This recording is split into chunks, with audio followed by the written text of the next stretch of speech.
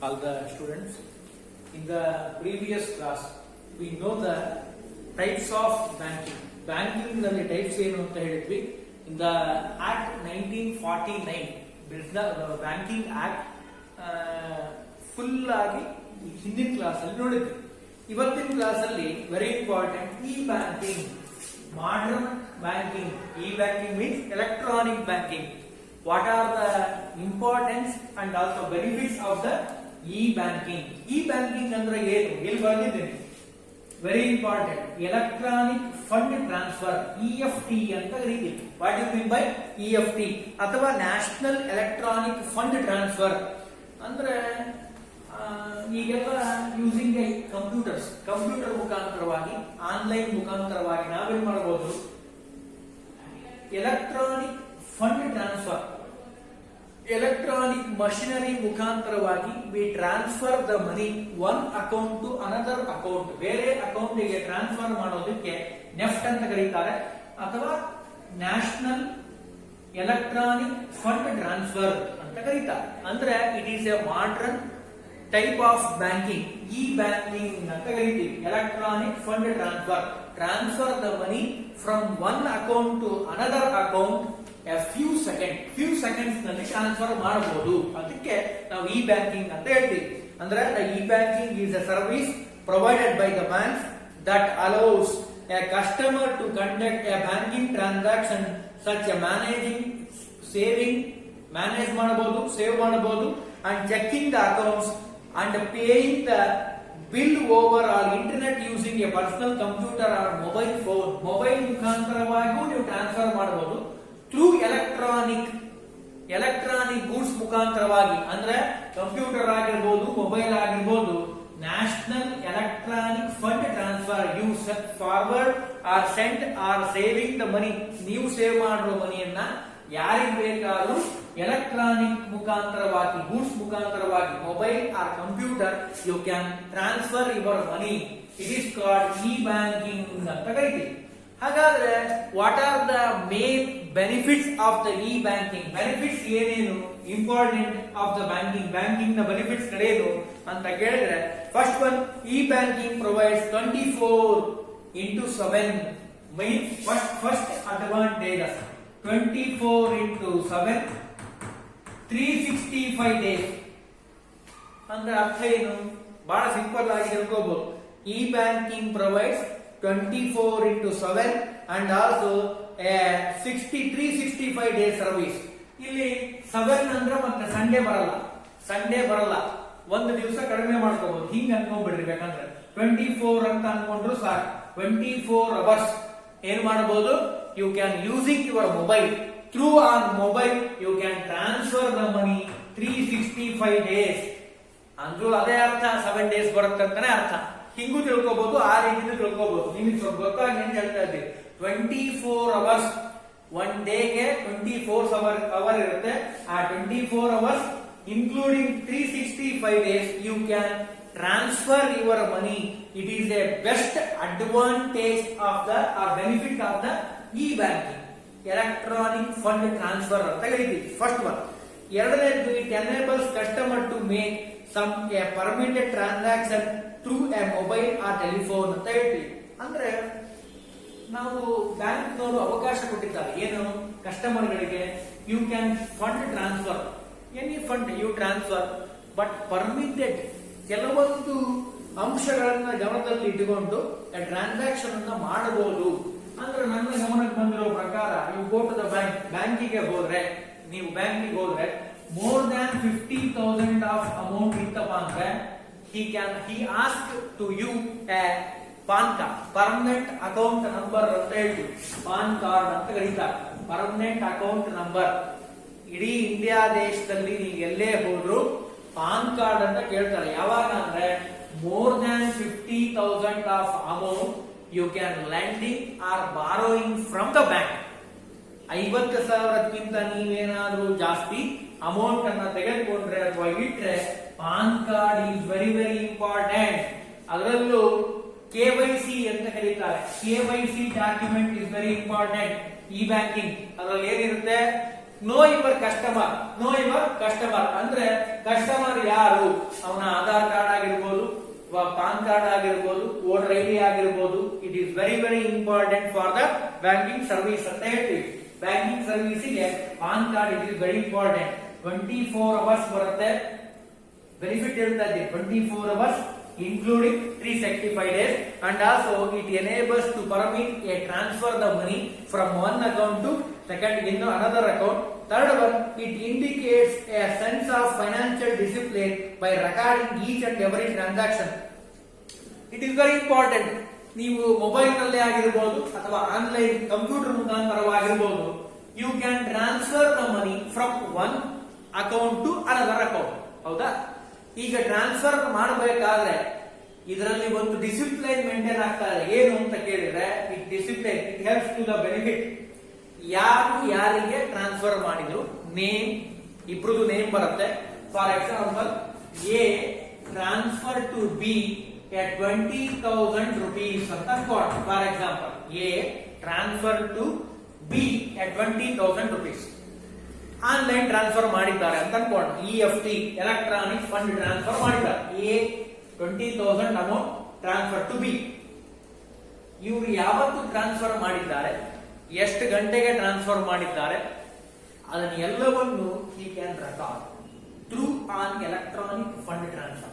Timing ಗೊತ್ತಾಗುತ್ತೆ. ನೀವು ಯಾವಾಗ ಟ್ರಾನ್ಸ್ಫರ್ ಮಾಡಿದ್ರಿ, ಅಕೌಂಟ್ ಎಷ್ಟು ಗಂಟೆಗೆ ಹೋಗಿದೆ, ಎಲ್ಲ ನೀವು ನೋಡಬಹುದು. ಯಾವ ದಿವಸ ಟ್ರಾನ್ಸ್ಫರ್ ಮಾಡಿದ್ರಿ, ಮಂಡೇನೋ, ಟ್ಯೂಸ್ಡೇನೋ, ವೆಡ್ನೆಸ್ಡೇನೋ, ಅದು ಇಂಡಿಯಾ ದೇಶದಲ್ಲಿರೋರು ಅಥವಾ ಬೇರೆ ದೇಶದಲ್ಲಿರೋರು ಎಲ್ಲ ಗೊತ್ತಾಗುತ್ತೆ ಟ್ರಾನ್ಸ್ಫರ್ ನಲ್ಲಿ. ಅಂದ್ರೆ the fund transfer it includes a discipline with including each and every transaction and also every movement.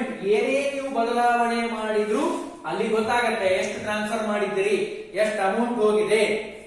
ಅಂದ್ರೆ it is a benefit to identify the banker. ಈ ಬ್ಯಾಂಕಿಂಗ್ ನ ಮುಖಾಂತರವಾಗಿ ಅವಶ್ಯಕತೆ ಏನು ಅಂದ್ರೆ ನಿಮ್ಗೆ ಗೊತ್ತಾಗುತ್ತೆ. ಡಿಸಿಪ್ಲಿನ್ ಇದೆ ಫೈನಾನ್ಷಿಯಲ್ ಮ್ಯಾಟರ್ ನಲ್ಲಿ, ಹೇಗೆ ನೀವು ಮೇಂಟೈನ್ ಮಾಡಬಹುದು. It is third one.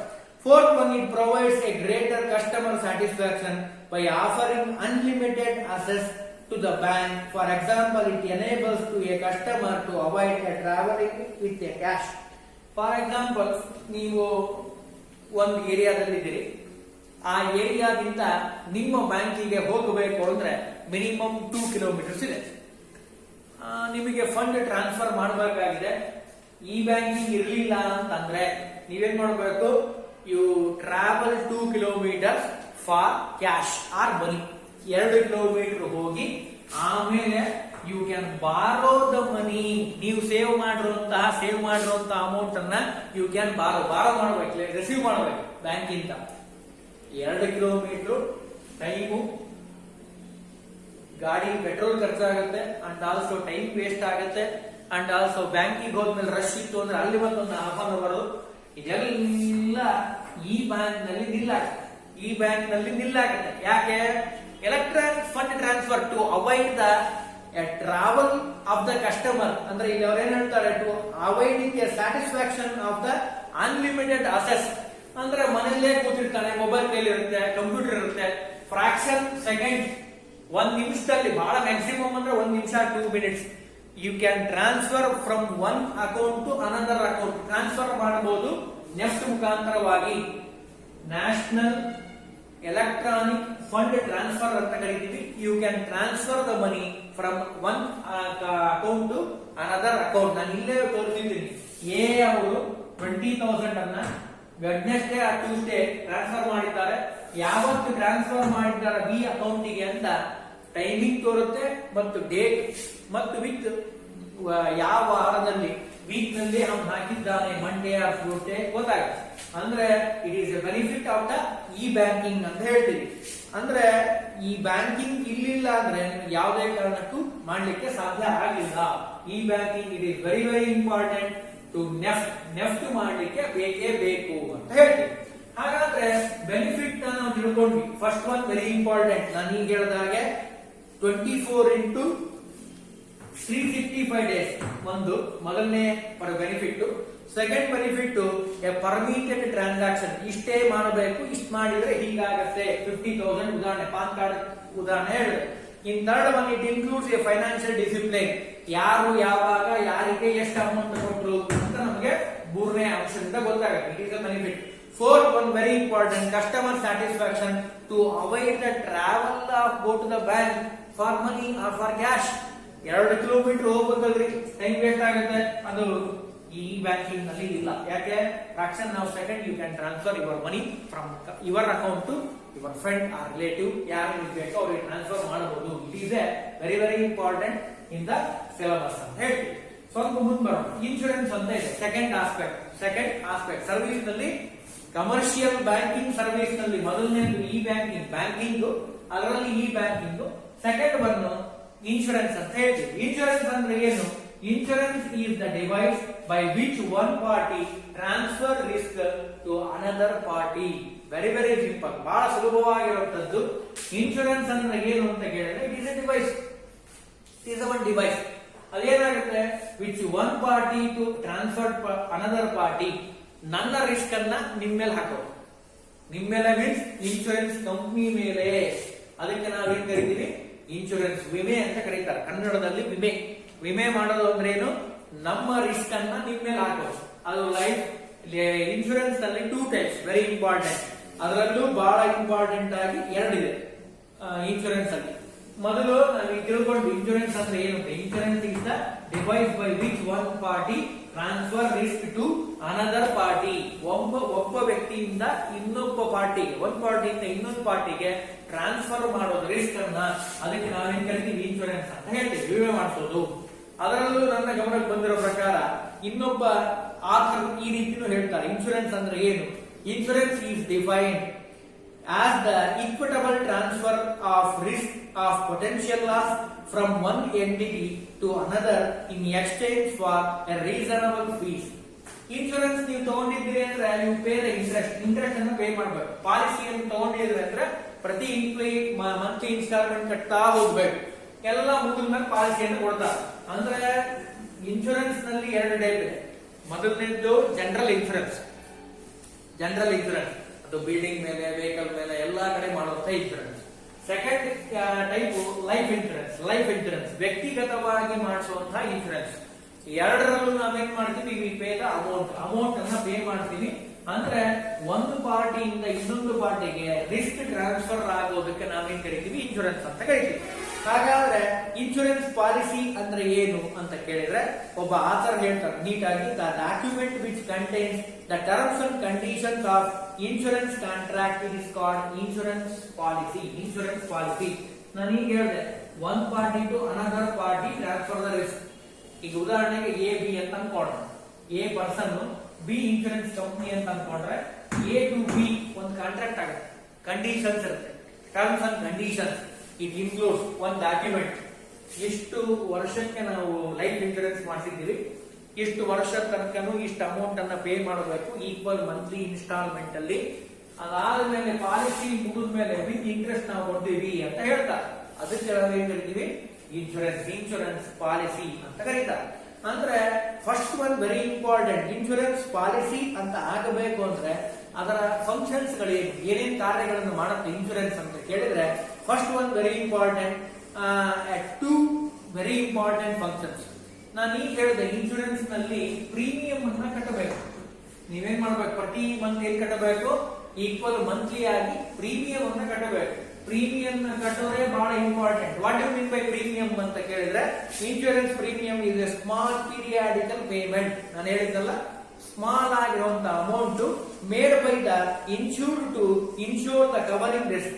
ನೀವು ಯಾವ್ದ್ರ ಮೇಲೆ ರಿಸ್ಕ್ ಕವರ್ ಮಾಡಿದ್ದೀರೋ ಅದರ ಮೇಲೆ ಅದನ್ನ ಕಂಟ್ರೋಲ್ ಮಾಡ್ಲಿಕ್ಕೋಸ್ಕರವಾಗಿ the customer to pay small amount to the insurance company. It is called small periodical amount. It is called a policy premium ಅಂತ ಹೇಳ್ತೀವಿ. ಹಾಗಾದ್ರೆ ಫಂಕ್ಷನ್ಸ್ ಗಳು ಏನು? ಇನ್ಶೂರೆನ್ಸ್ ಫಂಕ್ಷನ್ಸ್ ಏನೇನು ಮಾಡುತ್ತೆ, ಕಾರ್ಯಗಳು ಏನು ಅಂತ ಕೇಳಿದ್ರೆ functions first one very important. Providing a certainty. Insurance provide certainty of payment of the risk or loss. ಮುಂದೇನೋ ರಿಸ್ಕ್ ಆಗಬಾರ್ದು ಅಂತ ಹೇಳಿ ನಾವು ಇನ್ಶೂರೆನ್ಸ್ ಮಾಡಿಸುವಂಥದ್ದು. ಇನ್ಶೂರೆನ್ಸ್ ನಮ್ಗೆ ಏನ್ ಕೊಡುತ್ತೆ? ಮೊದಲನೇ ಫಂಕ್ಷನ್ ಅನ್ಸರ್ಟೇನಿಟಿ ಕಳೆದು ಸರ್ಟೇನಿಟಿಯನ್ನು ಕಳುತ್ತೆ. ಮುಂದೆ ಆಗೋದನ್ನ ನಾವು ರಿಸ್ಕ್ ಅನ್ನ ಕಡಿಮೆ ಮಾಡ್ಕೋಬಹುದು. ಯಾಕೆ? ಇನ್ಶೂರೆನ್ಸ್ ಕಂಪನಿ ಇದೆಲ್ಲ. ಫಾರ್ ಎಕ್ಸಾಂಪಲ್, ನೀವು ಲೈಫ್ ಇನ್ಶೂರೆನ್ಸ್ ಮಾಡಿಸಿದ್ರಿ ಅಂತ ಅನ್ಕೊಳ್ಳೋಣ. ಯಾರಾದ್ರೂ ವ್ಯಕ್ತಿ ಡೆತ್ ಆಯ್ತು ಅಂದ್ರೆ ಈ ಕ್ಯಾನ್ ಪೇ ದ ಅಮೌಂಟ್. ಇದ್ದಕ್ಕಿದ್ದ ಹಾಗೆ ಪಾಲಿಸಿ ಮುಗಿಯೋಕ್ಕಿಂತ ಮುಂಚೆನೆ ಪ್ರೀ ಮೆಚೂರ್ ಆಗಿ ಅವರೇನಾದ್ರೂ ಡೆತ್ ಆಯಿತು ಅಂದ್ರೆ ಅವ್ರಿಗೇನ್ ಕೊಡ್ತಾರೆ? ಅಮೌಂಟ್ ಅನ್ನು ಕೊಡ್ತಾರೆ. ಆಕ್ಸಿಡೆಂಟ್ ಆಗಿದೆ, ವೆಹಿಕಲ್ ಇನ್ಶೂರೆನ್ಸ್ ಮಾಡಿಸಿದ್ರಿ ಅಂತ ಅನ್ಕೊಳ್ಳೋಣ. The insurance amount to be paid the injury person. ಯಾರಿಗೆ ಇಂಜುರಿ ಆಗಿದೆನೋ ಅವರಿಗೆ ವೆಹಿಕಲ್ ಇನ್ಶೂರೆನ್ಸ್ ಮಾಡಿಸಿದ್ರೆ ಅವರಿಗೆ ಅಮೌಂಟ್ ಬರುತ್ತೆ. ಅಂದ್ರೆ the providing the certainty, risk ಅನ್ನ ಕಡಿಮೆ ಮಾಡುತ್ತೆ, ಲಾಸ್ ಅನ್ನ ಕಡಿಮೆ ಮಾಡುತ್ತೆ, ರಿಡ್ಯೂಸ್ ಮಾಡುತ್ತೆ. ಟೋಟಲ್ ಅಮೌಂಟ್ ಚೆಕ್ ಮಾಡ್ತಾರೆ, ಎಷ್ಟಿದೆ, ಕರೆಕ್ಟ್ ಆಗಿ ಎಷ್ಟು ಆಕ್ಸಿಡೆಂಟ್ ಆಗಿದೆ, ಅವನಿಗೆ ಟ್ರೀಟ್ಮೆಂಟ್ ಎಷ್ಟು ಬೇಕು, ಅಮೌಂಟ್ ಅನ್ನ ಲೈಫ್ ಇನ್ಶೂರೆನ್ಸ್ ಮಾಡಿಸಿದ್ರೆ. ಲೈಫ್ ಇನ್ಶೂರೆನ್ಸ್ ವೆಹಿಕಲ್ ಇನ್ಶೂರೆನ್ಸ್ ಮಾಡಿಸಿದ್ರೆ ವೆಹಿಕಲ್ ಎಷ್ಟು ಹಾಳಾಗಿದೆನೋ ಅದಕ್ಕೆ ಕೊಡ್ತಾರೆ ಅಂತ ಹೇಳ್ತಾರೆ. ಫಸ್ಟ್ ಈ very very important functions of the insurance company ಅಂತ ಹೇಳ್ತೀವಿ. Second one, protection. Insurance company insurance ಮಾಡೋ ಉದ್ದೇಶ ಏನು ಅಂದ್ರೆ to probable a chance of the loss. Provocation ಮಾಡ್ಬೇಕು, ಕಡಿಮೆ ಮಾಡ್ಬೇಕಪ್ಪ, ಲಾಸ್ ಆಗ್ಬಾರ್ದು. ಈಗ ಆಕ್ಸಿಡೆಂಟ್ ಆಯ್ತು ಅಂತ ಅನ್ಕೋಣ, ದೊಡ್ಡ ವೆಹಿಕಲ್ ಇದೆ, ಒಂದು 10 lakh rupees ಪೇ ಮಾಡಿ ನೀವು ಏನ್ ಮಾಡಿದ್ದೀರಿ, you can buy the car ಅನ್ನು ಬೈ ಮಾಡಿದ್ರಿ. ಅಕಸ್ಮಾತ್ ಆಗಿ ಆಕ್ಸಿಡೆಂಟ್ ಆದ್ರೆ 10 lakhs ನಿಮಗೆ ಲಾಸ್ ಆಗುತ್ತೆ. ಅದಕ್ಕೆ ನೀವೇನ್ ಮಾಡಿದ್ದೀರಿ, you put a very important insurance ಮಾಡಿಸಿದ್ರಿ. 10 ಲಕ್ಷದ ಗಾಡಿಗೆ ಇನ್ಶೂರೆನ್ಸ್ ಮಾಡಿಸಿದ್ರಿ. ಅವಾಗ ಅಕಸ್ಮಾತ್ ಆಕ್ಸಿಡೆಂಟ್ ಆದ್ರೆ ಅವ್ರೇನ್ ಮಾಡ್ತಾರೆ, ಕ್ಯಾಲ್ಕುಲೇಷನ್ ಮಾಡಿ ನಿಮಗ್ ಬರಬೇಕಾಗಿರುವಂತಹ ಇನ್ಶೂರೆನ್ಸ್ ಅಮೌಂಟ್ ಅನ್ನ ಈ ಕ್ಯಾನ್ ಪೇ ಮಾಡ್ತಾರೆ. ಜೊತೆಗೆ ನೀವು ಲೈಫ್ ಇನ್ಶೂರೆನ್ಸ್ ಮಾಡಿಸಿದ್ರೆ ನಿಮಗೇನಾದ್ರೂ ಅಕಸ್ಮಾತ್ ಆಗಿ ಆಕ್ಸಿಡೆಂಟ್ ಆಗಿ ನಿಮ್ಗೇನಾದ್ರೂ ಇಂಜುರಿ ಆದ್ರೆ the amount should be paid by the insurance company. ಇದು ಎರಡನೇದು. ಟು ಪ್ರೊಟೆಕ್ಷನ್ ಮಾಡ್ತಾರೆ ಅಂದ್ರೆ ರಕ್ಷಣೆ ಮಾಡುವಂತದ್ದು ನಮ್ಮ ಇನ್ಶೂರೆನ್ಸ್ ನ ಮುಖ್ಯವಾದ ಕರ್ತವ್ಯ ಅಂತ ಹೇಳ್ತೀವಿ, function. And also last third one, risk bearing ಅಂತ ಹೇಳ್ತೀವಿ. Risk bearing, third one risk bearing. The insurance company to take the risk. A ಇದನ್ನಲ್ಲ ನಾವೇ ತಕ್ಕೋಣ, ನಾವೇ A. B insurance company a risk ಅನ್ನ B he can take risk bearing factor. ಅದು life insurance risk ಆಗಿರ್ಬೋದು ಅಥವಾ ವೆಹಿಕಲ್ ಇನ್ಶೂರೆನ್ಸ್ ರಿಸ್ಕ್ ಆಗಿರ್ಬೋದು. ಯಾವ ಕಂಪ್ನಿನೋ ಬಿ, ಅದರ ಮೇಲೆ ಇಟ್ ಡಿಪೆಂಡ್ಸ್.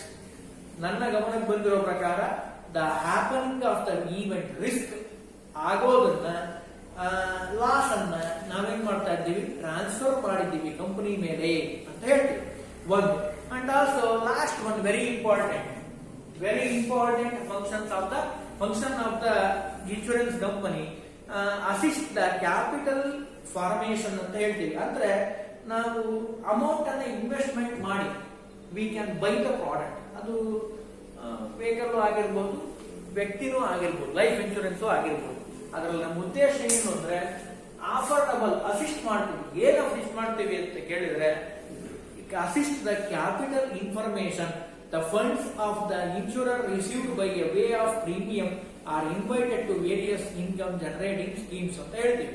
ಅಂದ್ರೆ ವೆರಿ ವೆರಿ ಇಂಪಾರ್ಟೆಂಟ್ ಆಗಿ ನನ್ನ ಗಮನಕ್ಕೆ ಬಂದಿರೋ ಪ್ರಕಾರ insurance company to collect the premium from the insurer. ನಾವು ಇನ್ಶೂರೆನ್ಸ್ ಮಾಡಿಸಿದ್ವಿ ಅಂದ್ರೆ ನಮ್ಮನ್ನೇನ್ ಕರೀತಾರೆ, ಇನ್ಶೂರರ್ ಅಂತ ಕರೀತಾರೆ. ಅವರು ಇನ್ಶೂರೆನ್ಸ್ ಕಂಪನಿಗೆ ಪ್ರೀಮಿಯಂ ಅನ್ನ ಕಟ್ತಾರೆ. ಆಫ್ಟರ್ ಮೆಚೂರ್ಡ್ ದ ಪಾಲಿಸಿ ಯಾವಾಗ ಮೆಚುರಿಟಿ ಆಗುತ್ತೋ ಅವಾಗ ಹಿ can pay the premium plus amount ಅನ್ನ ನಮಗೆ ಹಿಂದಿರುಗಿಸ್ತಾರೆ. ಅಕಸ್ಮಾತ್ ಆಗಿ ಮುಂಚೆನೆ ಏನಾದ್ರೂ ಆಕ್ಸಿಡೆಂಟ್ ಆಗಿ ಅಥವಾ ಇಂಜುರಿ ಆಗಿ ಏನಾದ್ರೂ ಪ್ರಾಬ್ಲಮ್ ಆದ್ರೆ ನೀವು ಯಾವ್ದ್ರ ಮೇಲೆ ಇನ್ಶೂರೆನ್ಸ್ ಮಾಡಿಸಿದ್ದೀರೋ ಅದರಿಂದ ನಿಮಗೆ ಅಮೌಂಟ್ ಅನ್ನ ಕೊಡ್ಲಿಕ್ಕೆ ಪ್ರಯತ್ನವನ್ನು ಮಾಡ್ತಾರೆ. ಈಗ very important functions of the insurance company ಅಂತ ಹೇಳ್ತೀವಿ. ಹಾಗಾದ್ರೆ some of the principles is there, very important. Some of the principle. First one, utmost a good faith. A contract between an insurer and insurance company, very very important, very good faith. ನಂಬಿಕೆಯಿಂದ insurance company ಮೇಲೆ ನಮ್ಗೆ ನಂಬಿಕೆ ಇದೆ. ಅದಕ್ಕೆ ನಾವೇನ್ ಮಾಡಿದ್ದೀವಿ, life insurance policy ಮಾಡ್ತಿದ್ದೀವಿ. LIC ಅಂತ ಇದೆ, life insurance corporation of India. LIC ಉದ್ದೇಶ ಏನು, ನಮ್ಮ life is very very important. ಅಂದ್ರೆ the insurance contract the very important utmost good faith. ನಂಬಿಕೆ ಇದೆ ಅವರ ಮೇಲೆ. ಹಾಗಾಗಿ ನಾವೇನ್ ಮಾಡ್ತಾ ಇದ್ದೀವಿ, ಇನ್ಶೂರೆನ್ಸ್ ಅನ್ನ ಮಾಡಿಸಿದ್ದೀವಿ. ನಮ್ಮ ಇನ್ಶೂರೆನ್ಸ್ ನಿಂದ ನಾವೇನ್ ಮಾಡ್ತೀವಿ, ಪ್ರೀಮಿಯಂ ನ ಕಟ್ಟೋ ಉದ್ದೇಶ ಏನು, ನಮ್ಮ ಲೈಫ್ ಸೇಫ್ ಆಗಿರ್ಲಿ, ರಿಸ್ಕ್ ನಮ್ಮ ಲೈಫ್ ನಲ್ಲಿ ಬೇಡ ಅನ್ನೋ ದೃಷ್ಟಿಗೆ ಇನ್ಶೂರೆನ್ಸ್ ತಲೆ ಮೇಲೆ ಹಾಕಿ ನಾವೇನ್ ಮಾಡಿದೀವಿ, ವಿ ಫ್ರೀ. ಇದು ಮೊದಲನೇ ವೆರಿ ಇಂಪಾರ್ಟೆಂಟ್ ಪ್ರಿನ್ಸಿಪಲ್. ಎರಡನೇದು ಇನ್ಶೂರಬಲ್ ಇಂಟ್ರೆಸ್ಟ್. ಇನ್ಶೂರಬಲ್ ಇಂಟ್ರೆಸ್ಟ್ ನಾನು ಹೇಳಿದ್ನಲ್ಲ, ಪ್ರೀಮಿಯಂ ಮುಗಿದ ಮೇಲೆ after maturity of the policy ಮುಗಿದ ಮೇಲೆ all fire insurance and marine insurance contract identity ಅಂತ ಹೇಳ್ತೀವಿ. ಅಂದ್ರೆ very important subject matter of insurance. ನನ್ನ ಗಮನಕ್ಕೆ ಬಂದಿರೋ ಪ್ರಕಾರ ನೀವು ಇದನ್ನು ಗಮನಿಸಿರಬಹುದು, the insurance must have a insurable interest subject on matter. For example loss ಆದ್ರೆ ಅವ್ರೇನ್ ಮಾಡ್ತಾರೆ, ಸಬ್ಜೆಕ್ಟ್ ಅಮೌಂಟ್ ಅನ್ನ ಕೊಡ್ತಾರೆ ಅಂತ ಹೇಳ್ತಾರೆ. Third important, very important, identity. ಅದು ಮರೈನ್ ಇನ್ಶೂರೆನ್ಸ್ ಆಗಿರ್ಬೋದು ಅಥವಾ ಫೈರ್ ಆಗಿರ್ಬೋದು. ಈಗ ಉದಾಹರಣೆಗೆ ನಿಮ್ ಗೋಡೌನ್ ಇದೆ, ನೀವು ಮ್ಯಾನುಫ್ಯಾಕ್ಚರಿಂಗ್ ಕಂಪ್ನಿ ಅಂತ ಅನ್ಕೊಳ್ಳಿ, ಇವಾಗ ಮ್ಯಾನುಫ್ಯಾಕ್ಚರರ್, ನಿಮ್ಮ ಕಂಪ್ನಿಯಲ್ಲಿ ವೇರ್ ಹೌಸ್ ಇದೆ, ಆ ವೇರ್ ಹೌಸ್ಗೆ ಫೈರ್ ಆಗಿದೆ, ನಿನ್ನೆ ನೈಟ್ ಏನಾಗಿದೆ, ಫೈರ್ ಆಗಿದೆ ಅಂತ ಅನ್ಕೊಳ್ಳೋಣ. ಫೈರ್ ಆಗಿದ್ದಕ್ಕೆ ಇನ್ಶೂರೆನ್ಸ್ ಮಾಡಿಸಿದ್ದೀರಿ, ಫೈರ್ ಆದ್ರೆ ಅಂತ ಹೇಳಿ ಇನ್ಶೂರೆನ್ಸ್ ಮಾಡಿಸಿದ್ದೀರಿ ಪ್ರಾಡಕ್ಟ್ ಮೇಲೆ. ಅಲ್ಲಿ ಈ ರಿಸೀವ್ ದ ಐಡೆಂಟಿಟಿ ಬಾಂಡ್ ಅಂತ ಹೇಳ್ತೀವಿ, ಐಡೆಂಟಿಟಿ ಬಾಂಡ್. ಹಿಂಗೇನಾದ್ರು ಆದ್ರೆ ಇಷ್ಟು ಪರ್ಸೆಂಟೇಜ್ ಕೊಡಬೇಕು ಅಂತ ಮುಂಚೆನೆ the company receive the amount ಅನ್ನ ರಿಸೀವ್ ಮಾಡುತ್ತೆ, ಐಡೆಂಟಿಟಿ ಬಾಂಡ್ ಅಂತ ಹೇಳ್ತೀವಿ. ಅದು ಫೈರ್ ಇನ್ಶೂರೆನ್ಸ್ ಆಗಿರ್ಬೋದು. ಮರೈನ್ ಅಂದ್ರೆ ಶಿಪ್, ಮರೈನ್ ಇನ್ಶೂರೆನ್ಸ್ ಅಂತ ಕರಿತೀವಿ. ಮರೈನ್ ಇನ್ಶೂರೆನ್ಸ್ ಅಂದ್ರೆ ಶಿಪ್, ಸಮುದ್ರ ತೀರದಲ್ಲಿರುವಂತಹ ನಾವೆಗಳಿಗೆ, ಬೋಟ್ಗಳಿಗೂ ಇನ್ಶೂರೆನ್ಸ್ ಮಾಡಿಸ್ತಾರೆ, ಮರೈನ್ ಇನ್ಶೂರೆನ್ಸ್ ಅಂತ ಕರಿತೀವಿ. ಅದಕ್ಕೆ marine insurance and also fire insurance ಎರಡೂ ಇದೆ. The contract of identity according to the principle ಏನ್ ಹೇಳ್ತಾರಪ್ಪ ಅಂದ್ರೆ, the insurance undertake the compensate of the insured by only the loss of caused by. ಯಾವ ಉದ್ದೇಶಕ್ಕೆ ಲಾಸ್ ಆಗಿದೆ, ಹೆಂಗ ಲಾಸ್ ಆಗಿದೆ ಅಂತ ಐಡೆಂಟಿಫೈ ಮಾಡ್ತಾರೆ ಇನ್ಶೂರೆನ್ಸ್ ಕಂಪ್ನಿ.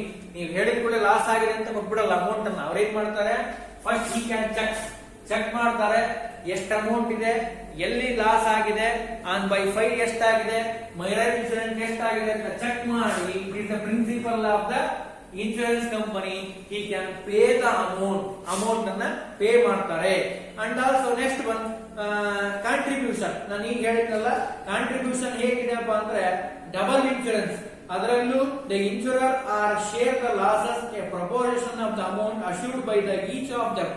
ಅಂದ್ರೆ ಎಷ್ಟು ಜನಕ್ಕೆ ನೀವು ಇನ್ಶೂರೆನ್ಸ್ ಮಾಡಿಸಿದ್ರಲ್ಲ ಅಷ್ಟು ಜನಕ್ಕೆ ಪ್ರಪೋರ್ಷನ್ ಮಾಡ್ತಾರೆ, ಅಷ್ಟು ಜನಕ್ಕೆ ಪ್ರಪೋರ್ಷನ್ ಮಾಡಿ he can disposing the amount ಅನ್ನ ಡಿಸ್ಪೋಸ್ ಮಾಡ್ತಾರೆ. ಅಷ್ಟು ಅಮೌಂಟ್, ಟೋಟಲ್ ಅಮೌಂಟ್ ಅನ್ನ ಒಬ್ಬರಿಗೆ ಕೊಟ್ಬಿಡಲ್ಲ, ಅವ್ರೇನ್ ಮಾಡ್ತಾರೆ, ಹಿ ಕ್ಯಾನ್ ಡಿಸ್ಪೋಸ್ ದ ಮನಿಯನ್ನ ಡಿಸ್ಪೋಸ್ ಮಾಡಿ ಇಷ್ಟಿಷ್ಟು ಪರ್ಸೆಂಟೇಜ್ ಅಂತ ಹಂಚ್ತಾರೆ. ಇಂದಿಂದವರು ಇಷ್ಟಿಷ್ಟು ಮಾಡಿಸಿದ್ದಾರೆ ಇನ್ಶೂರೆನ್ಸ್, ನೀವು ಇನ್ಶೂರೆನ್ಸ್ ಅಮೌಂಟ್ ಎಷ್ಟು ಕಟ್ಟಿದ್ದೀರಿ ಅದ್ರ ಮೇಲೆ he can fix the premium and amount ಅಂತ ಹೇಳ್ತೀವಿ. And also last one mitigation. This is the principle state by the duty of insured by take a reasonable step the minimise of the loss. ಅಂದ್ರೆ suppose goods kept in the store, house catch by fire, then owner goods should be a try to recover the goods and save them on by fire and damage. ಅಂದ್ರೆ mitigation ಅಂತ ಕರಿತೀವಿ. ಅಂದ್ರೆ ಏನು, case ಹಾಕ್ಬೋದು insurance company ಮೇಲೆ. ಯಾವಾಗ ಅಂತ ಕೇಳಿದ್ರೆ ಅವ್ರ ಅಮೌಂಟ್ ಕೊಡಲ್ಲ ಅಂತ, ಇಲ್ಲ ನಮ್ಗೆ ಅಮೌಂಟ್ ಅನ್ನ ಕೊಡ್ತಾರೆ, ಮಿಟಿಗೇಷನ್ ಏನು ಇಲ್ಲ, ಲಾಸ್ ಏನು ಇಲ್ಲ ಅಂದ್ರೆ ಲಾಸ್ ಆಗೋದನ್ನ ತಡೆಯೋದು ಇವನ್ ಕೈಲಿದೆ. ಇವನಿಗೆ ಅವಕಾಶ ಇತ್ತು, ಯಾರಿಗೆ, ಓನರ್ಗೆ. ಅಕಸ್ಮಾತ್ ಆಗಿ ಅವನೇನಾದ್ರೂ ಲಾಸ್ ಮಾಡಲಿಲ್ಲ, ತಗೊಳ್ಳಿಲ್ಲ ಅಂದ್ರೆ ಇಟ್ ಇನ್ಕ್ಲೂಡ್ಸ್ ಎ ಮಿಟಿಗೇಷನ್ ಅಂತ ಕರಿತೀವಿ. Mitigation, it is a one type of goods and save them for by fire a minimise the loss and damage ಅಂತ ಹೇಳ್ತಿಲ್ಲ. It is called mitigation. ಇವ್ರಿಲ್ಲ ಅಂದ್ರೆ ಏನೇನಿದೆ, ಏನ್ ಮಾಡಬಹುದು, ಹೇಗೆ ಲಾಸ್ ಅನ್ನ ತುಂಬಿಕೊಡ್ತಾರೆ ಅನ್ನೋದು ಮಿಟಿಗೇಷನ್ ಅಲ್ಲಿ ಬರುವಂತದ್ದು ಅಂತ ಹೇಳ್ತೀವಿ. ಹಾಗಾದ್ರೆ ಇವತ್ತಿನ ಕ್ಲಾಸ್ ಅಲ್ಲಿ ನಾವು ನೋಡಿರುವಂತದ್ದು ಇ ಬ್ಯಾಂಕಿಂಗ್ ಅಂದ್ರೆ ಏನು ಅಂತ ಕಲ್ತ್ಕೊಂಡ್ವಿ. What you mean by e banking and also benefit of e banking, ಏನೇನ್ ಬೆನಿಫಿಟ್ ಇದೆ ಅಂತ ಕಲ್ತ್ಕೊಂಡ್ವಿ. And also meaning and definition of the insurance, meaning and definition with function and also main important principles ಗಳನ್ನ ನಾವು ಇವತ್ತಿನ class ಅಲ್ಲಿ ನೋಡಿದೀವಿ. ಇನ್ನು ನಾಳೆ ಕ್ಲಾಸ್ ಅಲ್ಲಿ ಲೈಫ್ ಇನ್ಶೂರೆನ್ಸ್ ಅಂದ್ರೆ ಏನು, ಟೈಪ್ಸ್ ಆಫ್ ಇನ್ಶೂರೆನ್ಸ್ ಅಂದ್ರೆ ಏನು, ಅದರ ಲೈಫ್ ಇನ್ಶೂರೆನ್ಸ್ ಅಂದ್ರೆ ಏನು ಅಂತ ನಾಳೆ ಕ್ಲಾಸ್ ಅಲ್ಲಿ ನೋಡೋಣ.